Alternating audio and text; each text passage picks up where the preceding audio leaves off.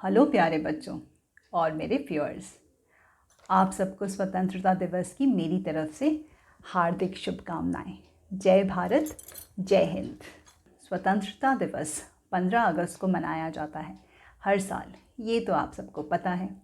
1947 में बहुत से देश प्रेमियों और स्वतंत्रता सेनानियों ने जैसे सरदार भगत सिंह, चंद्रशेखर आज़ाद, राजगुरु और बहुत से ऐसे स्वतंत्रता सेनानी ने अपनी जान की परवाह किए बिना हमारे देश को आज़ाद कराया था।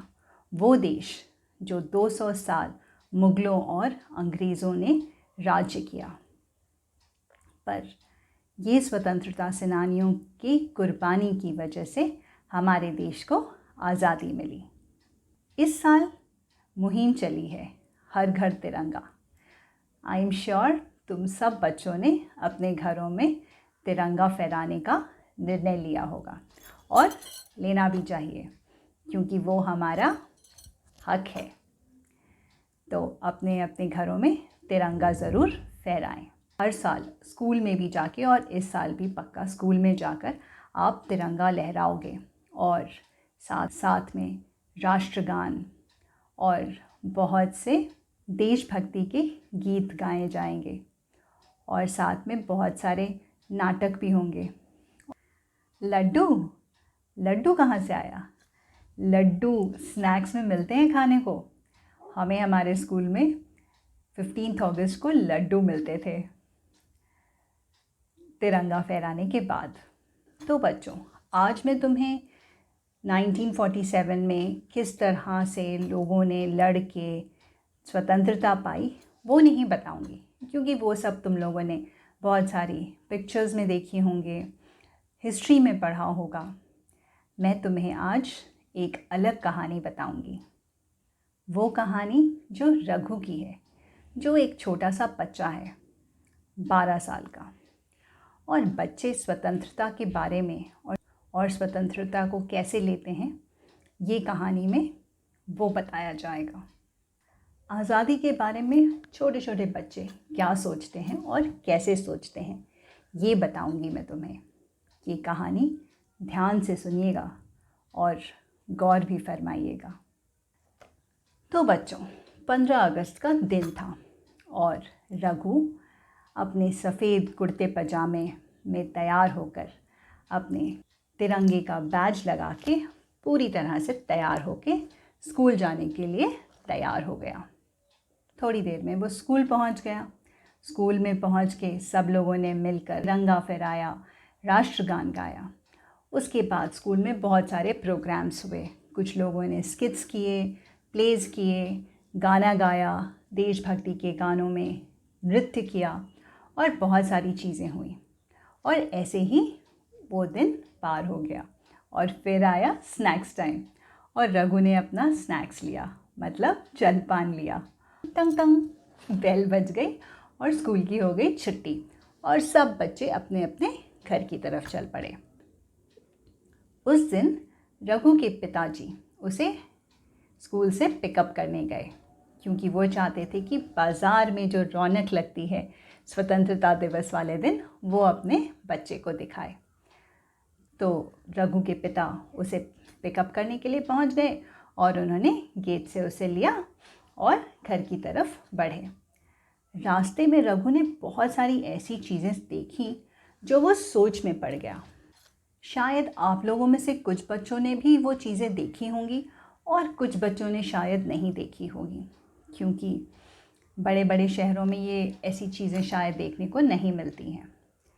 पर रघु ने देखी और बहुत सोचा। तो बताऊं मैं तुम्हें क्या क्या देखा। रास्ते में जाते हुए उसने एक आदमी को देखा जिसके पास 2 बंदर बंधे हुए थे, एक बंदर और एक बंदरिया, और वो उनका खेल दिखा रहा था। रघु ने अपने पिता से रिक्वेस्ट करी और वो वहीं खड़ा होकर देखने लगा। बंदर बंदरिया को उनका जो मालिक था अपने ही बातों पे नचाता था, और अगर वो नहीं नाचते तो पीछे से डंडा मारता था कि चलो नाचो।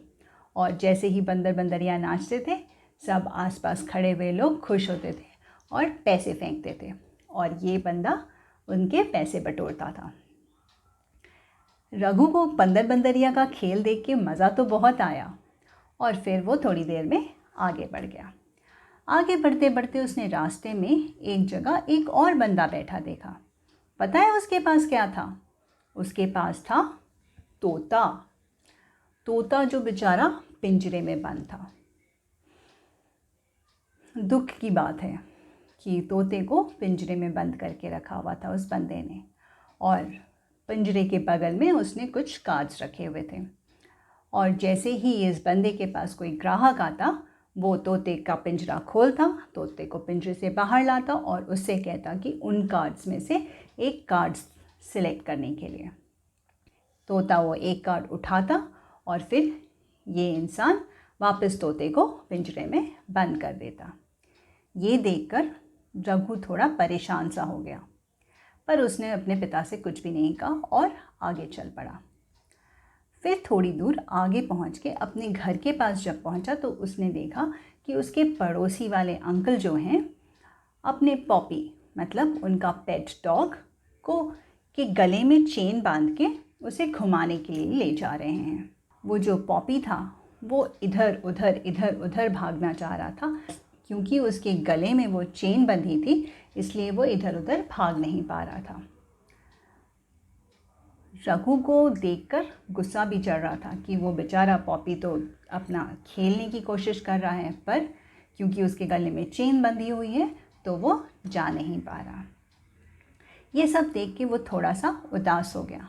उदास होके घर आया। घर आते ही वो अपने कमरे में जाके उसने अपने कपड़े बदले और कपड़े बदल कर दोपहर को खाना खाने के लिए मेज़ पे बैठ गया। खाना खाते समय भी वो बिल्कुल ही चुप था और उसकी माताजी ने जब ये देखा कि वो चुप है तो उससे पूछा कि क्या हुआ, पर फिर भी रघु ने कुछ नहीं बोला। वो फिर भी सोच में ही था। फिर शाम हो गई। शाम होते होते उसकी माताजी ने जब देखा कि ये कुछ बोल ही नहीं रहा तो उन्होंने उससे पूछा कि तुम्हारे स्कूल में कुछ हुआ है क्या? किसी ने कुछ बोला? आज क्या हुआ? तुमने मुझे बताया ही नहीं कि तुमने कितनी मस्ती की स्कूल में। पर रघु कुछ बोल ही नहीं रहा था। उसकी माता ने उससे कहा, कोई भी बात तुम्हें अगर परेशान कर रही है तो तुम मुझे बोल सकते हो। बहुत बहुत बार पूछने के बाद रघु ने अपनी माता को बताया कि उसने रास्ते में ये सब देखा, जहाँ पर पशु पक्षियों को, जानवरों को लोगों ने बांध रखा। और उसका क्या सवाल था पता है? अगर हम इंसानों को आज़ादी का हक है तो क्या पशु पक्षियों को आज़ादी का हक नहीं है? पशु पक्षी भी अपनी मर्ज़ी से जहाँ चाहें जब चाहें जा सकते हैं, फिर क्यों इंसान उनको बांध के रखते हैं? सोचा है कभी आप लोगों ने कि पशु पक्षियों को, जानवरों को हम क्यों बांध के रखते हैं? सोचिएगा ज़रूर। तो बच्चों, आगे से आप कुछ भी ऐसा देखें जहाँ पे आपको लगे कि कोई पशु पक्षी या जानवर को पीड़ित किया जा रहा है या उनकी मर्ज़ी के बिना उन्हें बांध के रखा जा रहा है, तो आपको तुरंत उनकी मदद करनी चाहिए। पशु पक्षी भी लिविंग बीइंग्स हैं, आज़ादी से जीने का पूरा हक है।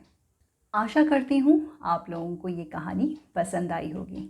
अपने विचार मेरे साथ ज़रूर शेयर करें।